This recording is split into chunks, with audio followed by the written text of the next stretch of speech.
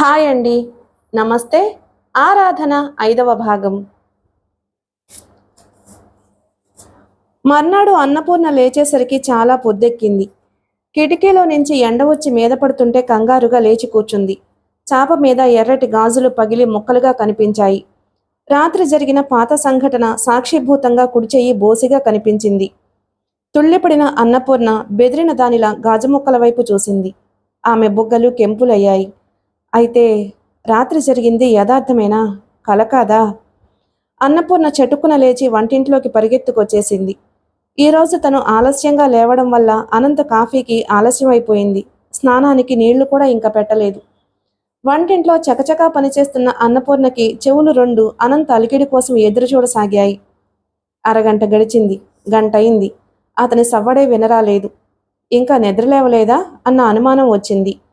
ప్రాణమంతా బిగబట్టుకుని సంకోచం వదిలించుకుని సిగ్గుని అణిచిపెట్టి రోజులా సహజంగా ఉండాలని విశ్వప్రయత్నం చేస్తూ అన్నపూర్ణ అతి మెల్లగా అడుగులో అడుగు వేసుకుంటూ వచ్చి ముందు గదిలోకి తొంగి చూసింది. పక్క మీద అనంత్ లేడు. కుర్చీలో కూడా లేడు. మరేమైనట్లు? అన్నపూర్ణ కళ్ళు గదిలో చెప్పులుండే చోటుకు మళ్ళాయి. అక్కడ అతని బూట్లు లేవు. అంతేకాదు, వీధి తలుపు దగ్గరకు వేసుంది. అన్నపూర్ణ నిట్టూర్పు విడిచింది. అనంత్ నిద్రలేచి తను గాఢ నిద్రలో ఉండడం చూసి లేపడం ఎందుకులే అని బట్టలేసుకుని వెళ్ళిపోయాడనమాట. అప్పుడే నిద్రలేచి బయటకొస్తున్న బాబు కళ్ళు నులుముకుంటూ పిన్నీ అని పిలిచాడు. అన్నపూర్ణ చప్పున వెళ్ళి వాణ్ణెత్తుకుంది. అప్రయత్నంగా గుండెలకు హత్తుకుంది. ఈరోజు అన్నపూర్ణకి స్వర్గద్వారాలు తెరిచినట్లుగా ఉంది. లక్ష్మి కూడా లేచింది. మొన్న అనవసరంగా అబద్ధాలు చెప్పి అనంత్ మనసులో అపార్థం కల్పించిందనే కోపం హఠాత్తుగా మాయమైంది. ఈరోజు ఈ బిడ్డలిద్దరూ అన్నపూర్ణకి తన సొంత రక్తంగానే కనిపిస్తున్నారు. అనంత్ మనసు రాధకి అంకితం అవని, పర్వాలేదు. ఈ చిన్నపిల్లలు ఇద్దరితో పాటు తనకి కూడా అందులో కాస్త స్థానం ఇస్తే అంతే చాలు. అంతకంటే ఇంకేమీ అవసరం లేదు. ఆ రోజంతా అన్నపూర్ణ మనసంతా పురివిప్పిన అడవి నెమలలా నాట్యం చేస్తూనే ఉంది. 12 గంటలకే వంట ముగించుకుని ఇల్లంతా చక్కగా సర్ది అనంత్ కోసం ఎదురు చూడసాగింది అన్నపూర్ణ. ఈరోజు అతను రాగానే వంగి అతని కాళ్లకు నమస్కరిస్తుంది తను. ఏమిటిది, ఎందుకు అని ఆశ్చర్యంగా అడుగుతాడు. తను కృతజ్ఞత నిండిన కళ్ళను ఎత్తి అతని వైపు చూస్తుంది. ఆ ఒక్క చూపుతో అతను తన హృదయం చదివేసేయగలడు. అనంత్ తెలివిగలవాడు, సూక్ష్మగ్రాహి, ఏదైనా ఇట్టే గ్రహించగలడు. కాని అన్నపూర్ణ ఆలోచనలన్నీ వృధా అయ్యాయి. మధ్యాహ్నం భోజనానికి అతని ఇంటికి రాలేదు. తొందర పని మీద ఉండిపోయి రాలేదని సరిపెట్టుకున్న అన్నపూర్ణకి సాయంత్రం అవుతుంటే అతన్ని చూడబోతున్నాను అన్న ఆనందం అధికమైందే తప్ప తక్కువ కాలేదు. రాత్రి బాగా పొద్దుపోయిన తర్వాత వచ్చాడు. అతని కోసం చూసి చూసి అలసిపోయిన అన్నపూర్ణకి అప్పుడప్పుడే నిద్ర రాసాగింది. ఎవరో తలుపు తట్టిన శబ్దం వినిపించడంతో గభాల లేచి ఒక ఉదుటిన తలుపు తెరిచింది. ఎదురుగా అనంత్ నిలబడి ఉన్నాడు. వీధి దీపం అతని మీద పడుతూ ఉండడం వల్ల అతని ముఖ కవళికలు స్పష్టంగా కనిపిస్తున్నాయి. ముఖం కమిలిపోయినట్లుగా ఉంది. కళ్ళు లోపలికి గుంజుకుపోయాయి. జుట్టు రేగిపోయింది. బట్టలు నలిగిపోయాయి. మనిషి నిటారుగా నిలబడడానికి శక్తి లేని వాడిలా గోడ కానుకుని నిలబడ్డాడు. ఉదయం నుంచి కలల అలల మీద పూలనావలా తేలిపోతున్న అన్నపూర్ణ హఠాత్తుగా ఒక్కసారిగా వాస్తవంలోకొచ్చింది. పూర్ణ. అతని కంఠం బొంగురుగా భారంగా ఉంది. మాట ముద్దగా మొద్దుగా ఉంది. 2 చేతులు జోడించి నమస్కరిస్తూ నన్ను క్షమించు. రాత్రి పశువులా ప్రవర్తించాను. మాట పూర్తి చేయలేక చేస్తున్నట్లుగా ఓ వేలు ఆకాశం వైపు చూపించి పైనున్న రాధకి కిందున్న నీకు ఇద్దరికీ అన్యాయం చేశాను అన్నాడు. అన్నపూర్ణ వెనక్కి తగ్గి వెర్రిదానిలా చూస్తూ నిలబడింది. అనంత్ కొద్దిగా తూలుతూ లోపలికొచ్చాడు. గదిలోకి వెళ్లబోయే ముందు క్షణమాగి అన్నాడు. అమ్మ బలవంతం మీద పిల్లల కోసం నీ మెళ్ళో తాళి కట్టాను తప్ప నిన్ను నేను ఏనాడు నా భార్య దృష్టితో చూడలేదు. నిజం. నాకు చాలా బాధగా ఉంది. భరించలేనంత నరకంగా ఉంది. గుండె పట్టుకుని లోపలికి వెళ్ళిపోయాడు. ఇటువైపు తిరగకుండానే అలాగే నిలబడి వెనక్కి చేతులు పోనిచ్చి తలుపులు మూసేసి గడియ పెట్టాడు. మూసుకుపోయిన తలుపులకు ఎదురుగా శిలలా నిలబడిపోయింది అన్నపూర్ణ.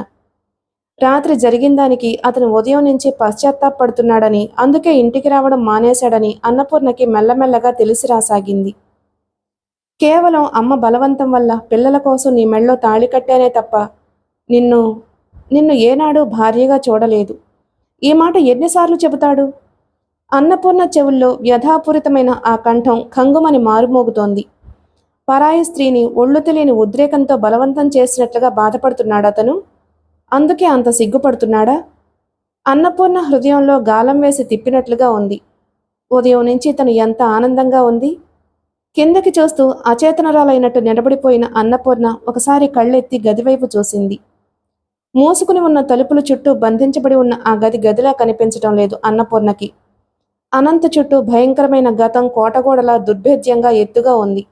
ఆ కోటగోడ తలుపులు మూసుకుని అతను ఒంటరిగా లోపల కూర్చున్నాడు. అన్నపూర్ణకు ఎలాగైనా సరే ఆ తలుపులు పగలగొట్టాలని, ఆ గోడని విరగ్గొట్టి లోపలికి వెళ్లాలని ఆవేశం వచ్చింది.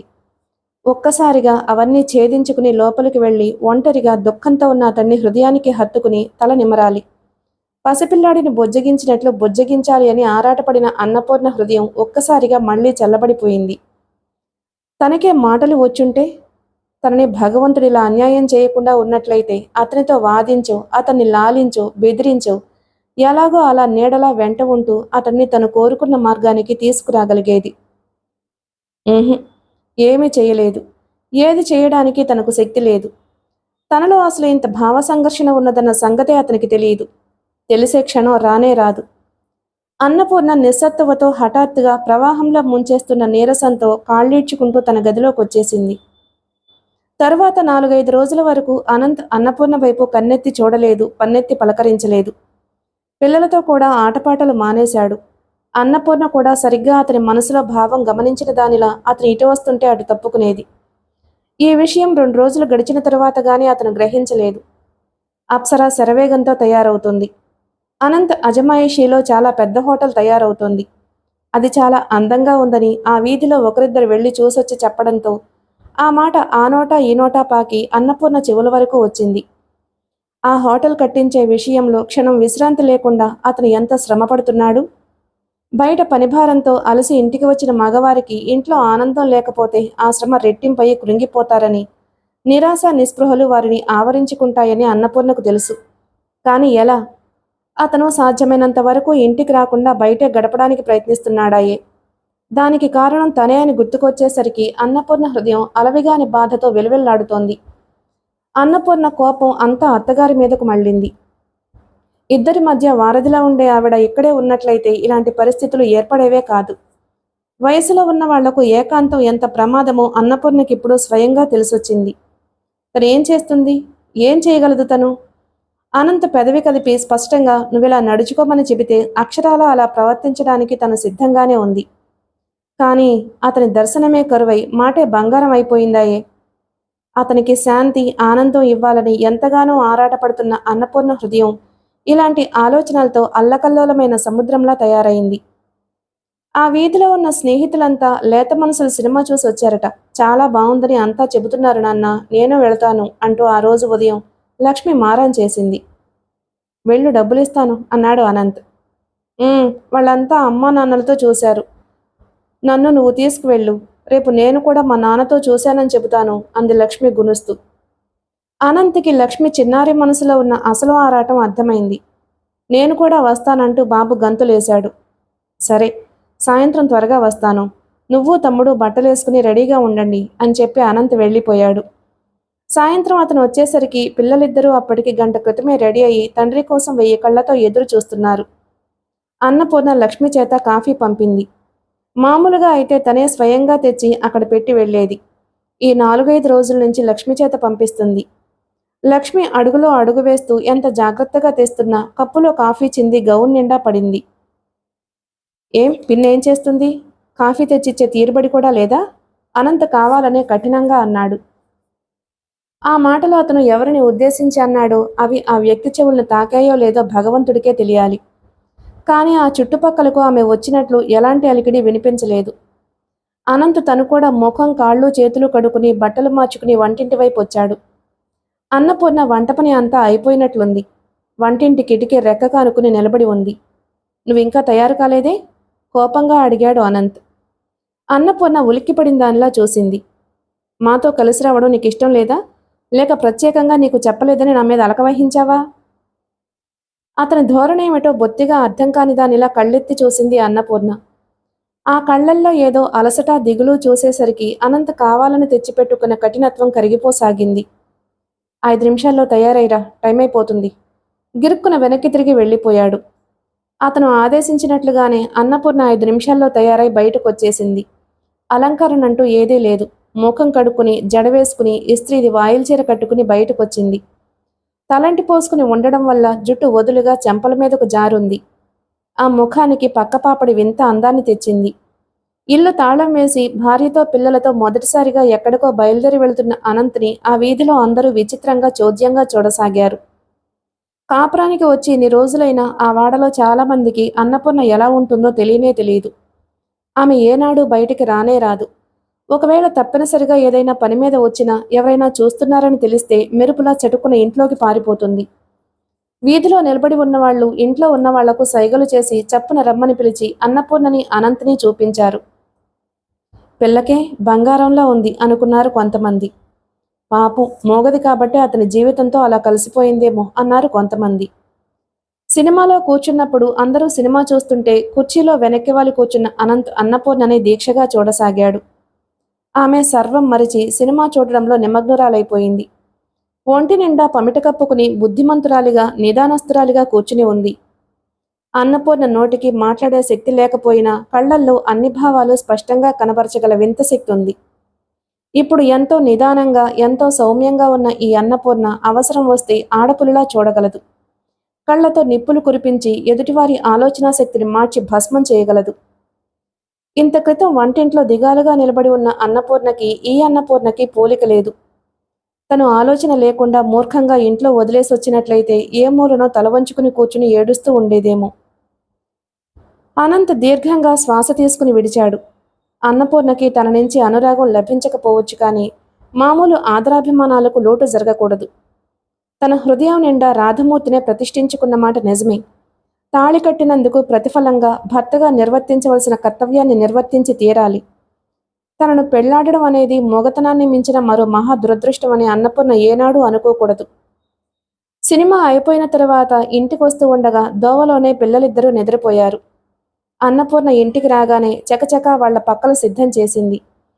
వాళ్ళలా నిద్రపోతుండగా సులువుగా బట్టలు మార్పించేసి బూట్లు విప్పి పడుకోబెట్టింది. అన్నపూర్ణ ఈ పనులు నెరవేర్చే లోపల అనంత్ భోజనం పూర్తయింది. వంటింట్లో పని పూర్తి చేసుకుని పడుకోబోయే ముందు మంచినీళ్లు తెచ్చి అనంత్ గదిలో టేబుల్ మీద పెట్టిపోతుండగా అనంత్ అడిగాడు, సినిమా ఎలా ఉంది? బాగానే ఉందన్నట్లు తల ఊపింది. మంచినీళ్ళు ఇచ్చి వెళ్ళిపో. గ్లాసులో పోసి తెచ్చిచ్చింది. నీళ్లు తాగేసి గ్లాసు తిరిగిచ్చేస్తూ, పూర్ణ, ఈ 4-5 రోజుల నుంచి నా ప్రవర్తన నిన్ను బాధ పెట్టిందా అని అడిగాడు. అనుకోకుండా హఠాత్తుగా వచ్చిన ఈ ప్రశ్నకు తెల్లబోయి చూసిందామె. అన్నపూర్ణ కళ్లల్లోకి సూటిగా చూస్తూ ఎంతో మృదువుగా అన్నాడతను. పూర్ణ, నువ్వు సంతోషంగా ఉండాలి. నా దగ్గర ఉన్నంత వరకు నీకు ఎలాంటి చీకు చింత ఉండకూడదు. అది నేను మనస్ఫూర్తిగా కోరుకుంటున్నానని నువ్వు గ్రహించాలి. అన్నపూర్ణ రెప్పవాల్చకుండా అలాగే చూస్తుంది. అనంత్ అన్నపూర్ణ చెయ్యి పట్టుకుని మంచం మీద కూర్చోపెట్టుకుని వెనక్కి వాలి పడుకుంటూ, తల నొప్పిగా ఉంది, కొంచెం పట్టు అన్నాడు. నిటారుగా బిగబట్టుకుని ఉన్నట్టు కూర్చున్న అన్నపూర్ణ మాట్లాడకుండా ఇంకా అలాగే చూస్తుంది. అనంత్ నవ్వుతూ అన్నాడు, ఇష్టం లేకపోతే వద్దులే. అన్నపూర్ణ లేచి అతని తల దగ్గరగా కూర్చుని నుదుటి మీద చెయ్యి వేసింది. నిజంగానే అతని నుదురు వేడిగా చెమట పట్టినట్లుగా ఉంది. అన్నపూర్ణ అలా తలపడుతూ ఉండగా అనంత్ మెల్లగా చేయి చాచి టేబుల్ లైట్ తీసేశాడు. అతని చేతులు అన్నపూర్ణ భుజాల చుట్టూ పడి దగ్గరకు లాక్కున్నాయి. మర్నాడు అన్నపూర్ణ ఊహించినట్లుగాని భయపడ్డట్లుగాని అనంత్లో ఎలాంటి మార్పు రాలేదు. మామూలుగానే ఉన్నాడు. ఉదయం లేవగానే కాఫీ తాగుతూ పేపర్ చూసుకుంటూ పిల్లలిద్దరినీ దగ్గర కూర్చోపెట్టుకుని రాత్రి సినిమా కబుర్లు అడిగాడు. వెళ్లే ముందు అన్నపూర్ణ దగ్గరకొచ్చి, మధ్యాహ్నం వీలైతే భోజనానికి వస్తాను, లేకపోతే రాను, నువ్వు తినేసేయి, నా కోసం చూడొద్దు అని చెప్పి వెళ్ళాడు. మధ్యాహ్నం నిజంగానే ఇంటికి రాలేదు. సాయంత్రం త్వరగా వచ్చాడు. పిల్లలకి ఆటలు నేర్పాడు. లక్ష్మి స్కూల్లో నేర్చిన పాఠాలు కనుక్కున్నాడు. ఆ రోజు తను కూడా పిల్లలతో పాటు త్వరగా నిద్రపోయాడు. గది తలుపులు బార్లా తెరిచున్నాయి. గదిలో టేబుల్ లైట్ వెలుగుతూనే ఉంది. అనంత్ చదువుతున్న పుస్తకం చేతిలో అలాగే ఉంది. ఒక పక్కకు తిరిగి దిండు ముందేసుకున్నట్లు పడుకుని ఉన్న అతను గాఢ నిద్రలో ఉన్నాడు. అన్నపూర్ణ మెల్లగా లోపలికొచ్చి అతని చేతిలో పుస్తకం తీసేసింది. టేబుల్ లైట్ ఆర్పి తలుపులు దగ్గరగా వేసొచ్చి పిల్లల పక్కన పడుకుంటూ ఉంటే ఆమెకు గుండెల మీద నుంచి కొండంత బరువు దింపుకున్నట్లు తేలికగా అనిపించింది. చాలు, ఈ మాత్రం చాలు నాకు అని పదే పదే అనుకుంది. రాజేశ్వరమ్మ తీర్థయాత్రల నుంచి తిరిగొచ్చింది. ఆవిడ వచ్చిన తరువాత ఇంట్లో కనిపిస్తున్న చిన్న చిన్న మార్పులు గమనించకపోలేదు. అనంత్ ఇదివరకులా కాకుండా ఇప్పుడు భార్యని పూర్ణ అని పిలుస్తున్నాడు. ఇంటి విషయాలు ఏమైనా ఉంటే సలహా సంప్రదింపులు చేస్తాడు. తండ్రి ఏమి నచ్చజెప్పాడో ఏమో, లక్ష్మి ఇప్పుడు పినతల్లిని ఇదివరకటంతగా ద్వేషించటం లేదు. అన్నపూర్ణ కూడా అనంత్ మనసెరిగిన దానిలా అతని కనుసన్నలలో మెసులుతున్నట్లు ఎంతో వివేకంగా ప్రవర్తిస్తుంది. ఇదంతా చూసిన తరువాత రాజేశ్వరమ్మకు ఇన్నాళ్లకు ఓ విధమైన నిశ్చింత కలగసాగింది. సంసారం ఎలాంటి ఒడిదుడుకులు లేకుండా సూటిగా సాగిపోతుంది. ఇంట్లో అందరి ముఖాలు సంతోషాలు అనుభవిస్తున్నట్లు ప్రసన్నంగా కనిపించసాగాయి. అనంత్ ఎంత తీరుబడి లేకపోయినా మధ్య మధ్యలో అలాగే వీలు చేసుకుని తల్లిని, భార్యను, పిల్లల్ని అక్కడికి ఇక్కడికి తీసుకువెళ్తూనే ఉన్నాడు. ఓ రోజు తల్లి, నువ్వు కట్టిస్తున్న ఆ హోటల్ ఏదో చాలా బాగుందని అందరూ అంటున్నారా, మమ్మల్ని కూడా ఓసారి తీసుకువెళ్ళి చూపించకూడదు అని అడిగింది. అలాగేనమ్మా, కొంచెం పని మిగిలింది, అది పూర్తి కాగానే తీసుకువెళ్తాను అన్నాడు అనంత్. ఈ హోటల్ కట్టించడంలో అతను రాత్రింబవళ్లు ఎంత కృషి చేశాడో, ఎంత కష్టపడ్డాడో భగవంతుడికే తెలుసు. తన సమర్థతకి, నైపుణ్యానికి ఇది చక్కటి నిదర్శనం. కేవలం పలుకుబడితో, డాబు దర్పంతో కొట్టుకుపోతున్న ఈ రోజుల్లో తనలాంటి సామాన్యుడి ప్రావీణ్యాన్ని గుర్తించి అవకాశం ఇవ్వడం అనేది వాళ్ల ఉదారత్వమే అయినా తన అదృష్టం కూడా అని చెప్పక తప్పదు. ఈ హోటల్ని చూసిన మరో ఒకరిద్దరిలో ఒకరు సినిమా హాలు కట్టిపెట్టమని, మరొకరు ఉండడానికి అందంగా ఉండే భవనానికి ప్లాన్ గీసివ్వమని అడుగుతున్నారు. అప్సరా హోటల్ పూర్తయితే తప్ప మరో పని చేపట్టనని అనంత ఖచ్చితంగా చెప్పేశాడు. పని వాళ్ల మీద వీళ్ల మీద వదిలిపెట్టడం అతనికి ఇష్టం లేదు. సాధ్యమైనంత చౌకలో వీలైనంత గట్టిగా కట్టించి పెట్టాలని అతని ప్రయత్నం. ఆ ప్రయత్నం, పనిభారం వేరే వాళ్ల మీద వదిలేస్తే సాధ్యం కాదని అతనికి తెలుసు. బయట అతను ఎంత కష్టపడినా ఇంటి దగ్గర అతనికి అన్ని విధాలా విశ్రాంతి దొరకడంతో అలసటగా అనిపించటం లేదు. రాత్రిలో అతను ఎంత పొద్దుపోయి వచ్చినా స్నానానికి గోరువెచ్చటి నీళ్లు సిద్ధంగా ఉంటాయి. భోజనం వేడివేడిగా ఉంటుంది. స్నానం చేసి భోజనం కానిచ్చి మల్లెపువ్వులా తెల్లగా పరిచి ఉన్న పక్క మీద వాలిపోగానే అతని కళ్ళు నిద్రాభారంతో మూసుకుపోతాయి. రాత్రంతా పట్టిన చక్కటి నిద్ర వల్ల ఉదయం లేచేసరికి అలసటంతా మాయమై హుషారుగా ఉంటుంది. ఆ రోజు చెయ్యబోయే పనికి కావలసిన శక్తి లభిస్తుంది. తన విశ్రాంతికి, నిశ్చింతకి మూలకారణం అన్నపూర్ణ అని అతనికి ఇష్టం లేకపోయినా ఒప్పుకోక తప్పడం లేదు. రాధని తను సరిగ్గా ఎలా ఊహించుకున్నాడో ఆ రూపంలో అన్నపూర్ణ కనిపిస్తుంది. రాధే బ్రతుకుంటే, రాధే ఇలా తనకి శక్తిని ప్రసాదిస్తే, ఓహ్, ఈ జీవితం ఇంకా ఎంత అద్భుతంగా ఉండేది. ఇప్పుడు ఎంత సంతోషంగా ఉన్నా రాధ స్మృతి ఓ మూల కలుక్కుమంటూనే ఉంటుంది. అన్ని రోజులు ఒకే రీతిగా ఎలాంటి ఎగుడు దిగుడు లేకుండా సవ్యంగా సాఫీగా గడిచిపోతే అది జీవితం కానే కాదేమో. ఏనాడు ఒంటో నలతంటే ఏమిటో ఎరుగని అన్నపూర్ణ 4-5 రోజుల నుంచి బద్ధకంగా ఎలాగో ఉండడం, ముఖం వాడిపోయి ఉండడం, అన్నం సరిగ్గా తినకపోవడం, కాఫీ తాగకుండా వదిలేయడం రాజేశ్వరమ్మ గమనిస్తూనే ఉంది. ఏమిటే పూర్ణ అలా ఉన్నావు, ఒంట్లో బాగాలేదా, కాక తగిలిందా ఏమిటి? బియ్యం ఏరుతూ కూర్చున్న అన్నపూర్ణ ఏమీ లేదన్నట్లుగా తల ఊపింది. వాడిపోయి ఎలాగో ఉన్న కోడలి వైపు ఆవిడ అనుమానంగా చూసింది. ఆ సాయంత్రం అన్నపూర్ణని వెంట పెట్టుకుని వీధి చివరన ఉన్న లేడీ డాక్టర్ దగ్గరకు తీసుకువెళ్లి పరీక్ష చేయించింది. ఆవిడ అనుమానమే నిజమైంది. అన్నపూర్ణకి నెల తప్పింది. మీకు మనవడు పుడుతున్నాళ్ళండి, రాజేశ్వరమ్మను బాగా ఎరుగున్న ఆ లేడీ డాక్టర్ నవ్వుతూ అంది. కానీ ఆవిడ ఆశించినట్లుగా రాజేశ్వరమ్మ నవ్వలేదు. ఇద్దరూ ఇంటికి తిరిగొచ్చేశారు. నువ్వు తల్లివి కాబోతున్నావు అన్న లేడీ డాక్టర్ మాట కోటి తీయని తలపులను రేకెత్తిస్తూ, అమృతవానల్ని కురిపిస్తూ అన్నపూర్ణ చెవిలో మాటిమాటికి గుసగుసలాడుతున్నట్లుగా ఉంది. తల్లి, ఆ మాటే ఎలాగో ఉంది. ఈ సృష్టిలోకంతటికీ ఎంత మధురమైంది మాతృత్వం. అందులో తనలాంటి నిర్భాగ్యురాలికి. అన్నపూర్ణకి హఠాత్తుగా అనుమానం వేసింది. తనకు పుట్టబోయే బిడ్డకి మాటలొస్తాయా? ఆమె గుండె ఒక్క క్షణం ఆగిపోయింది. మళ్ళీ మరుక్షణంలో రెట్టింపు వేగంతో కొట్టుకోసాగింది. వస్తాయి, తప్పకుండా వస్తాయి. ఆ బిడ్డ అచ్చు ముమ్మూర్తుల అనంత సంతానంలాగే ఉండాలి. తన పోలికలు వద్దే వద్దు, ఇవ్వొద్దని భగవంతుణ్ణి ప్రార్థిస్తుంది. అనంత్ ఏమంటాడు? అన్నపూర్ణ బుగ్గలు ఎరుపెక్కాయి. పిన్ని, అన్నం పెట్టవా? ఎప్పుడొచ్చాడో బాబు కొంగు పట్టుకుని లాగుతూ మారంగా అడిగాడు. తిరిగి చూసిందామె. క్షణంసేపు బాబు మరో పోలికలతో అమ్మా అన్నం పెట్టవా అని అడుగుతున్నట్లుగానే ఉంది. చప్పున వంగి వాణ్ణి ఎత్తుకుని అక్కున చేర్చుకుని గాఢంగా ఆ బుగ్గ ఈ బుగ్గ ముద్దు పెట్టుకుంది. వాడు కిలకిలా నవ్వాడు. ఆ నవ్వు అలలుగా మారి ఆమె హృదయంలో గూడు కట్టుకున్న కలలన్నింటినీ పూలతెప్పగా తేలిపోయేలా చేసింది. స్వప్న జగత్తులో తేలిపోతున్న ఆమె అత్తగారు వచ్చినప్పటినుంచి ముందు గదిలో మాటామంతి లేకుండా మాన్ప్రడి కూర్చోవడం గమనించనే లేదు. ఆ రాత్రి పడుకోబోయే ముందు తల్లి నోటి నుంచి అన్నపూర్ణ తల్లి కాబోతుందని విన్న అనంత్ నిర్విణ్ణుడయ్యాడు. అతని ముఖంలో గబగబా రంగులు మారాయి. నిలువెల్లా పాలిపోయినట్లయ్యాడతను. కొడుకు చెవిన ఈ వార్త వేయడంతో తన బాధ్యత తీరిపోయినట్లుగా రాజేశ్వరమ్మ వెళ్ళిపోయింది. అనంత్ నిద్రెగిరిపోయింది. మంచం మీద పడుకున్నాడన్న మాటే గాని కంటికి కునికే రాలేదు. అన్నపూర్ణ తల్లి కాబోతుంది. అందులో విచిత్రమేమీ లేదు. కాని అందులో తన పొరపాటు చాలా ఉంది. తనలా బలహీనతకు దాసుడు కాకపోయినట్లయితే ఈ సమస్య తలెత్తేది కాదు. ఇప్పుడంటే పిల్లాజల్లా లేరు కాబట్టి ఆమె లక్ష్మిని బాబుని బాగా చూస్తుంది. రేపు తనది అంటూ సంతానం కలిగితే చూడకపోవచ్చు. అదొక్కటేనా సమస్య? ఇంకెన్ని? సంసార భారం పెరుగుతుంది. మరో మనిషి యొక్క భవిష్యత్తు చూడాల్సిన బరువు తన మీద పడుతుంది. సాధ్యమైనంత ఎక్కువ సంపాదించాలి. వీలైనంత పొదుపు చేసి డబ్బు కూడబెట్టి రాధ పేరు మీద ఏదైనా ఒక మంచి కార్యం చేయాలని అతని జీవితాశయం. దానికి ఇది ఆటంకం కావచ్చు.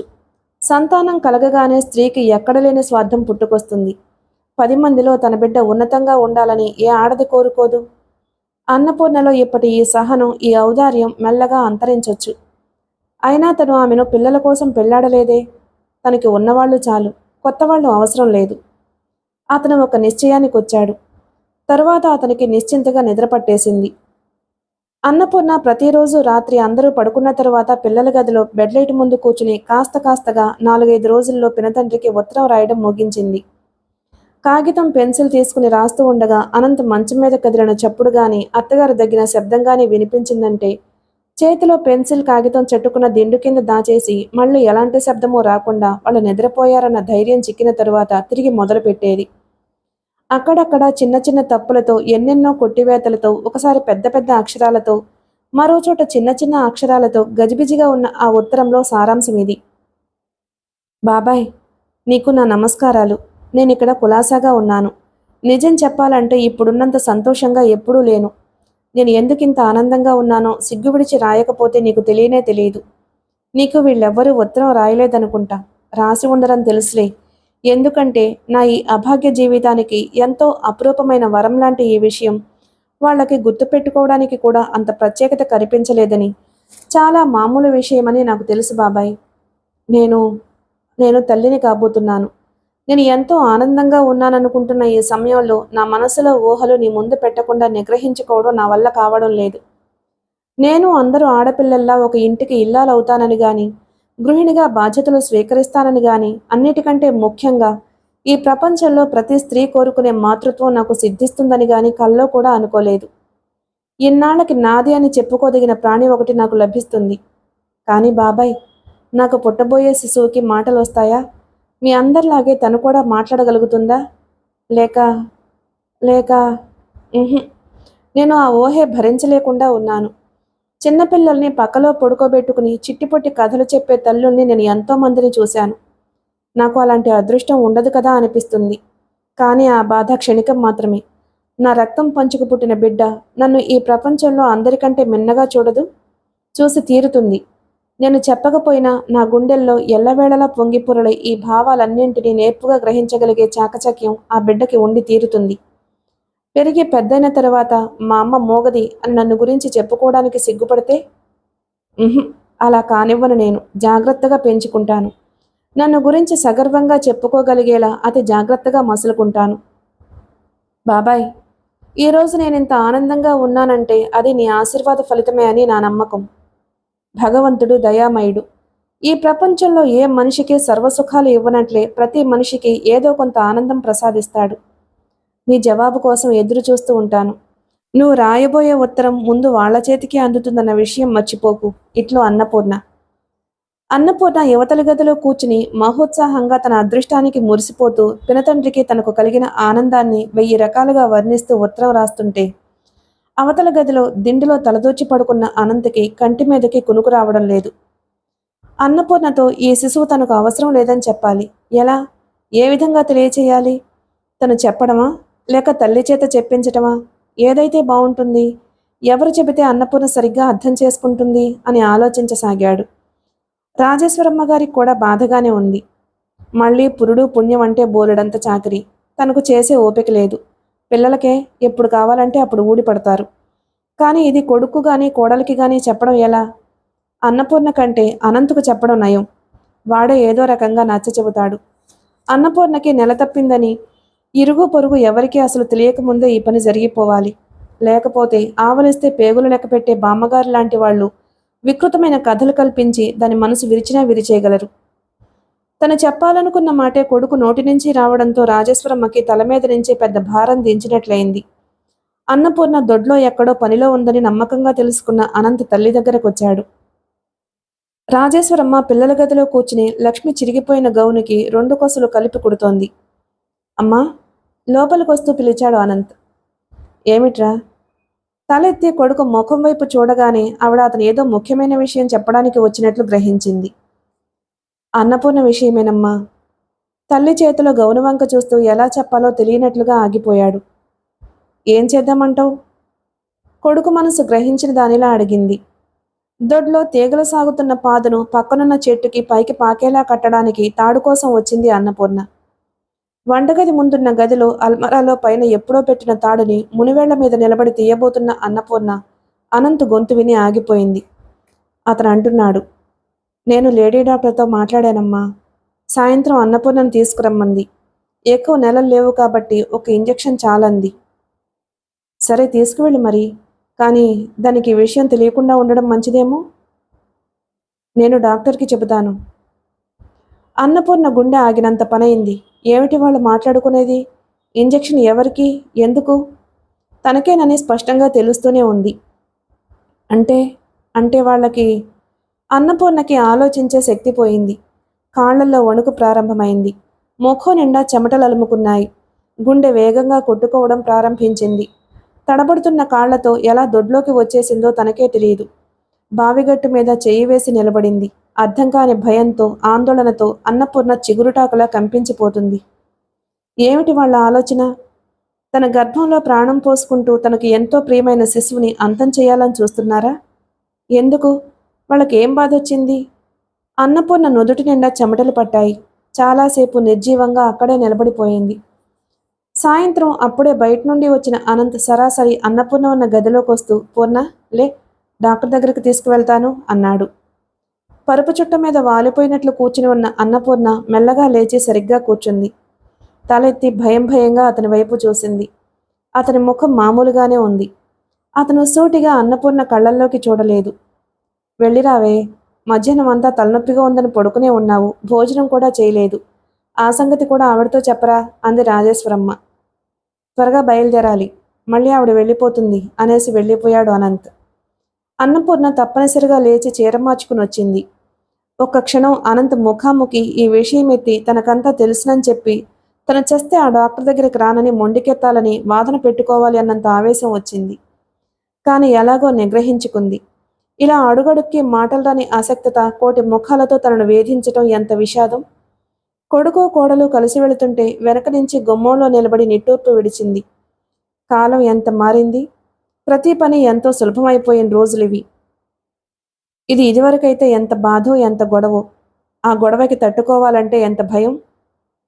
అన్నపూర్ణ, అనంత్ ఇద్దరు లోపలికి వెళ్లేసరికి లేడీ డాక్టర్ లోపలి గదిలో ఎవరినో పరీక్ష చేస్తుంది. ఇద్దరు విజిటర్స్ రూమ్లో కూర్చున్నారు. అన్నపూర్ణ కళ్లల్లో మాటిమాటికి ఒబిగిపోతున్న నీటిని పెదవులు బిగబట్టి ఎలాగో నిగ్రహించుకోసాగింది. ఆ గది నిండా అక్కడక్కడ చిన్నపిల్లల ఫోటోలున్నాయి.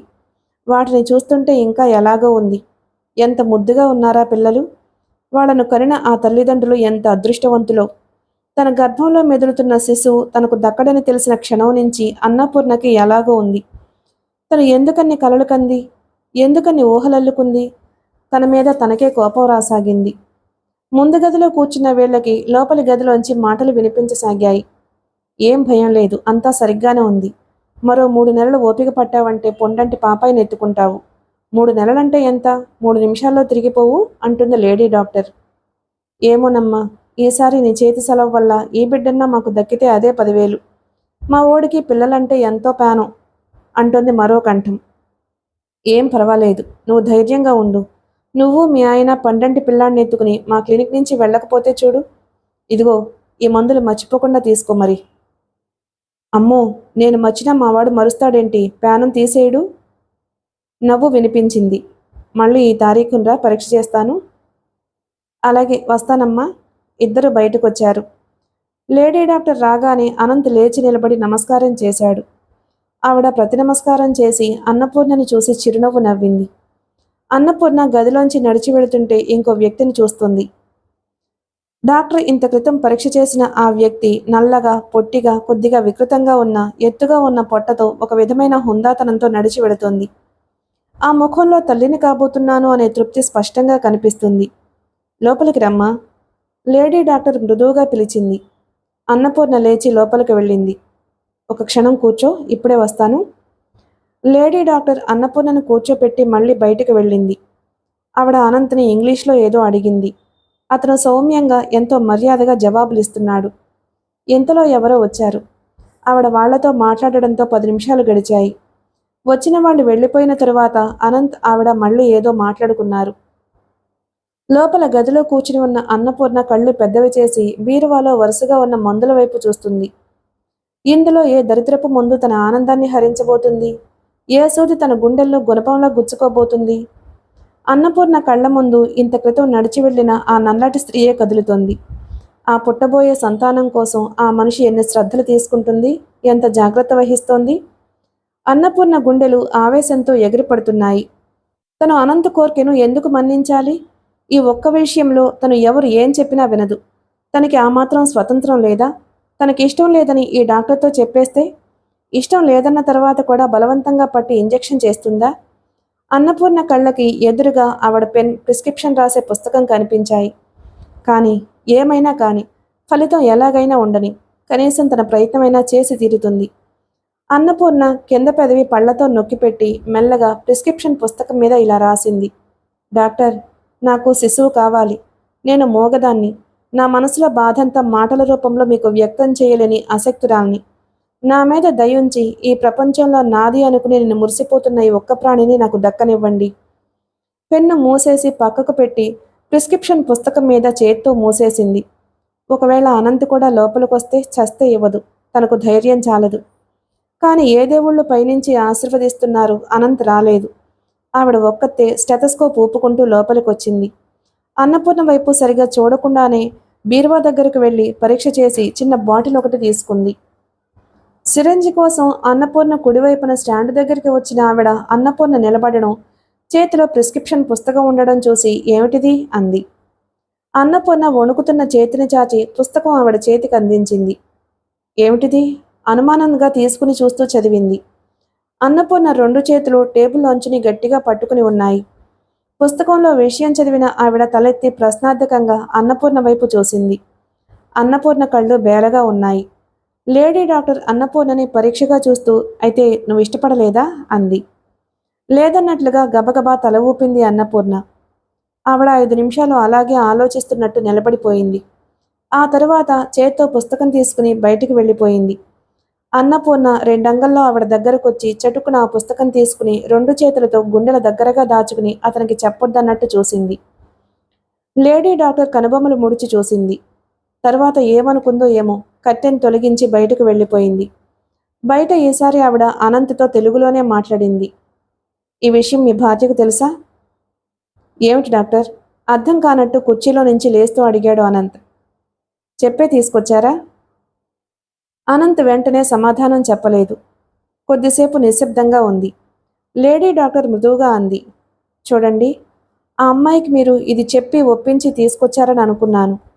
నేను మీరు చెప్పకపోయినా తను గ్రహించింది. ఇంజెక్షన్ తీసుకోవడానికి ఒప్పుకోవడం లేదు. డాక్టర్, మీ పరిస్థితులు నాకేం తెలుసు? మీ సమస్యను సాటి మనిషిగా నేను అర్థం చేసుకోగలను. ఈ ఒక్క శిశువు మీకు పెద్ద భారం కాదు. ఈ ఒక్కటి కానివ్వండి. ఈ మొదటి కాన్పు అయిపోగానే ఆపరేషన్ చేయించొచ్చు. వద్దు అనుకునే వాళ్ళకి నేను సహాయం చేయగలను. కానీ పిల్లలు కావాలని తప్పించే వాళ్లను నేను వారించలేను. కారణం ఏమిటి అంటారా? నేను పిల్లలు లేని దాన్ని. తల్లి కావాలనే కోరికలో గల తపన స్వయంగా అనుభవిస్తున్న దాన్ని. I'm sorry mister Anant. Please don't think otherwise. ఆవిడ మాటలు అనంత్ మీద ఎలా పనిచేశాయో అన్నపూర్ణ కళ్ళారా చూడకపోయినా అక్షరాలా చూసినట్లే ఊహించగలిగింది. ఏం చేసింది తను? ఇంత సాహసం ఎక్కడి నుంచి వచ్చింది తనకి? అన్నపూర్ణకి కళ్ళు తిరిగినంత పనయింది. పావుగంట తరువాత అన్నపూర్ణ క్లినిక్ నుంచి అనంత్తో బయటకొచ్చింది. అతని వైపు కళ్ళెత్తి చూసే సాహసమే కలగలేదామెకు. అనంత్ కూడా అటూ ఇటూ చూడలేదు. వీధిలో వచ్చిపోయే జనాల్ని చూస్తున్నాడు. ఇద్దరు మౌనంగా ఇంటికి తిరిగొచ్చేశారు. అన్నపూర్ణ త్రోవలో 1-2 సార్లు క్రీగంట అతని వైపు చూసింది. దూరంగా ఎక్కడో చూస్తున్నట్లున్న అతను కోపం బలవంతాన నిగ్రహించుకుంటున్నట్లుగా దవడ ఎముక బిగుసుకుని పైకి కనిపిస్తూ ఉంది. ఇద్దరు ఇంటికి చేరుకున్నారు. తలుపులు చేరవేసున్నాయి. వంటింట్లో రాజేశ్వరమ్మ పిల్లలకి అన్నాలు తినిపిస్తున్న ధ్వని వినిపిస్తుంది. గుమ్మం వరకు తానే ముందుగా వచ్చిన అనంత్ అక్కడికి రాగానే తను తొలగి అన్నపూర్ణ లోపలికి వెళ్లేందుకు దారిచ్చాడు. అన్నపూర్ణ లోపలికి వెళ్ళిపోయింది. వెన్నంటే వచ్చాడతను. గబగబా వంటింటి వైపు వెళ్ళిపోతున్న అన్నపూర్ణ వెనక నుంచి అతని చెయ్యి వచ్చి భుజం మీద పడి గుచ్చి పట్టుకోవడంతో ఆగిపోయింది.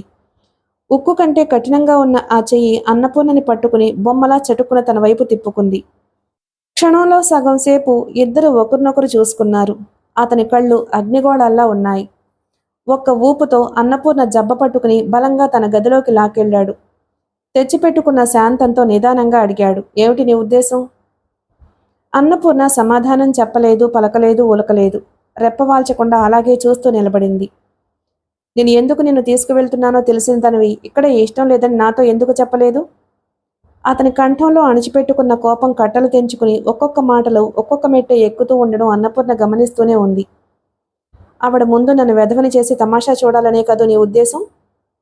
ఉరిమినట్లున్న ఆ మాటతో పాటు పిడుగులు పడ్డట్టుగా అన్నపూర్ణ ఆ చెంప ఈ చెంప అదిరిపోవడం, అన్నపూర్ణ గొంతు కెవ్వుమన్నట్లు వికృతంగా కీచుమనడం అన్నీ ఒకేసారి జరిగిపోయాయి. ఆవేశంతో పిచ్చెక్కిన వాడిలా ఉన్న అనంత్ అన్నపూర్ణను సాధ్యమైనంత విసురుగా, వీలైనంత బలంగా దూరంగా తోసేశాడు. గోడకు వెళ్లి కొట్టుకున్న అన్నపూర్ణ తూలి పడబోయి ఎలాగో నిగ్రహించుకుని ఆగింది. చెప్పు, మాట్లాడమే? రెట్టిస్తూ మళ్లీ దగ్గరకొచ్చాడు. అన్నపూర్ణ భయపడిపోయిన దానిలా వెనక్కి వెళ్లి గోడకి అంటుకుపోయి నిలబడింది. దగ్గరగా వచ్చిన అనంత్ చెయ్యి పోనిచ్చి ఒత్తుగా ఉన్న జుట్టు గట్టిగా పట్టుకుని మెడ వెనక్కి విరుస్తూ గుంజుతూ అన్నాడు, నాకిష్టం లేని పనిచేసి ఈ ఇంట్లో ఉండగలననేనా నీ ఉద్దేశం? ఏం చూసుకుని నీకా ధైర్యం? ఏమిట్రా అనంత్, ఏమైంది? అంటూ రాజేశ్వరమ్మ పరిగెత్తుకొచ్చింది. మరోసారి అన్నపూర్ణని ఆ చెంప ఈ చెంప వాయించబోతున్న అనంత్ని యువతలకి లాగి అతని చేతిలోంచి అన్నపూర్ణ జుట్టును వదిలించి అవతలికి తోసింది. కొడుకుని యువతలకి గుంజుకొచ్చి, బుద్ధుందట్రా నీకు? ఏం చేస్తున్నావు? నీ ఒంటి మీద నీకు తెలివుందా? ఇరుగు పొరుగు నవ్విపోతారన్న జ్ఞానమైనా లేకుండా ఏమిటా పని? ఏడుపు గొంతుతో అందావిడ. అమ్మా, అనంత్ ఏదో చెప్పబోయాడు. నువ్వు నాకిప్పుడేమీ చెప్పొద్దు. కాసేపు అలా బయటికి వెళ్ళిరా. ముందు వెళ్ళు. వీధి గుమ్మం వైపు తోస్తూ అంది తల్లి. అది కాదమ్మా. నువ్వు నాకేం చెప్పొద్దు. నేనిప్పుడు వెళ్ళను, వెళ్ళు ఆజ్ఞాపిస్తున్నట్లుగా అంది. అనంత్ మారు మాట్లాడకుండా సుడిగాలిలా బయటకు వెళ్ళిపోయాడు. పిల్లలిద్దరూ అన్నాలు వదిలేసి పరిగెత్తుకొచ్చి ఎంగిలి చేతులతో ఈ గొడవకి కారణం ఏమిటో తెలియక బిక్కమొహాలతో చూస్తున్నారు. వాళ్ళని లోపలకు పంపించి రాజేశ్వరమ్మ కోడల వైపు తిరుగుతూ అంది, ఏమిటే పూర్ణ, ఏమైంది? మోచేయి కొట్టుకుపోయి రక్తం వచ్చిన చోటు చూసుకుంటున్న అన్నపూర్ణ ఏమీ లేదన్నట్టు తల తిప్పింది. ఏం లేదంటావేమిటి? వాడికి అంత కోపం రాగా నేను ఇంతవరకు ఎప్పుడూ చూడలేదు. ఏమైంది అసలు? అన్నపూర్ణ సమాధానం చెప్పలేదు. డాక్టర్ నీకు ఇంజెక్షన్ ఇచ్చిందంటే? అనుమానంగా చూస్తూ అడిగిందావిడ. ఇవ్వలేదన్నట్లు విసురుగా తల ఊపింది అన్నపూర్ణ. రాజేశ్వరమ్మకి సంగతేమిటో సగం అర్థమైంది.